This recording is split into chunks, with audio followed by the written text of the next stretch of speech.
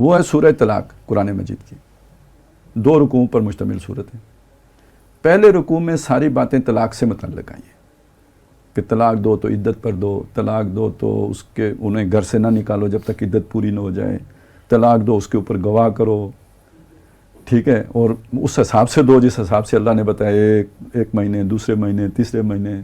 تمہیں نہیں پتہ اللہ تعالیٰ کل تمہارے ذہن کو بدل دے، اور ہو سکتا ہے کہ تم اپنے ایک طلاق دے کے تو رجوع کر لو، مطلب اس کے پیچھے بیک گراؤنڈ میں یہ ہے۔ آگے یہ بتایا کہ بھئی دیکھو جو اگر وہ تمہاری جو ہے نا وہ عدت کے دوران ان کے اوپر خرچ کرو، تو جب ان کے اوپر خرچ کرو تو ساتھ ہی آ گیا کہ جو اللہ کا تقوی اختیار کرے گا نا، اللہ اس کو وہاں سے رزق دے گا جہاں سے اس نے سوچا نہیں تھا۔ اب یہ بات کیوں کہی کہ بندہ سوچتا ہے کہ اب میں اسے طلاق دے رہا ہوں، میرا اس سے اب کوئی وہ والا تعلق تو باقی نہیں رہا، عدت کے دوران ظاہر ہے آپ تعلق تو اب نہیں قائم کر سکتے، کہانی ختم ہو گئی ہے، تو اب میں اس پر کیوں خرچ کروں؟ تو اللہ نے کہا اس پہ اگر خرچ کرو گے تو یہ گویا یعنی میرے حکم پر چلو گے تو یہ تقوی ہے، تو میں تمہیں وہاں سے کھلاؤں گا جہاں سے تم نے سوچا بھی نہیں ہوگا۔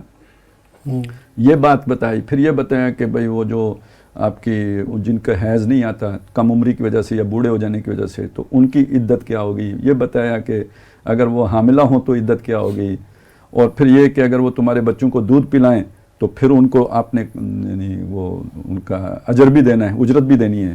یہ سب بتا کے، یہ پہلے رکوع کے مضامین ہیں، اور یہ آپ نے دیکھا خاندان کی سطح کی بات ہے۔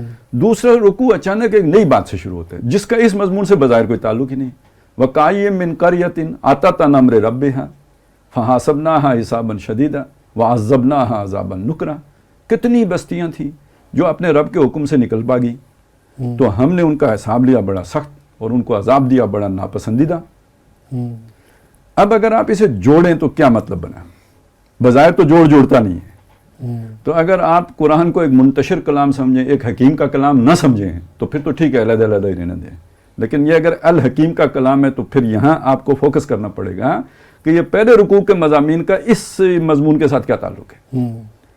تو وہ پھر تعلق وہاں پہ کھولا، مطلب جو کھلتا ہے وہ یہ ہے کہ یہ جب گھر کا ادارہ بگڑتا ہے تو پھر پورا معاشرہ بگڑتا ہے، اور پھر وہاں پہنچ جاتا ہے کہ یہاں پوری کی پوری بستیوں کو جھاڑو پھیرنا پڑتا ہے، ان کی جڑ کاٹنی پڑتی ہے۔ تو یہ نہ سمجھو کہ یہ کوئی چھوٹا سا ادارہ ہے، یہ اس بڑے ادارے کی بنیاد ہے۔ خاندانوں ہی سے معاشرہ بنتا ہے، معاشرے ہی سے ریاستیں بنتی ہیں۔ یار ویسے اس میں ایک بات اور بھی ہے کہ جس بیوقوف آدمی سے گھر نہ چلے وہ ریاست کیسے چلائے گا؟